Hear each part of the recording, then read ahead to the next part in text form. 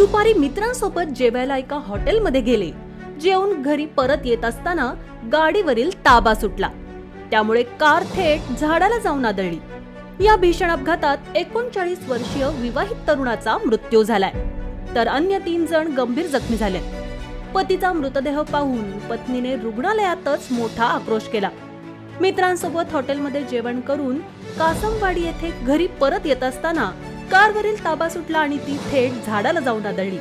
यामध्ये तरुणाचा दुर्दैवी मृत्यू झाल्याची घटना रविवारी 14 जुलै रोजी दुपारी 4 वाजता घडली।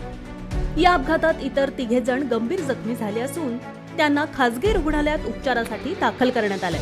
आनंदा शांताराम सोनवणे, वय वर्ष 39 असं मयत झालेल्या तरुणाचं नाव आहे, तर भैरव भगवान राणे, प्रवीण उर्फ पप्पू आढाव आणि योगेश भालचंद्र रेंबोटकर असं सर्व राहणार कासमवाडी हे सर्वजण जखमी झाले आहेत।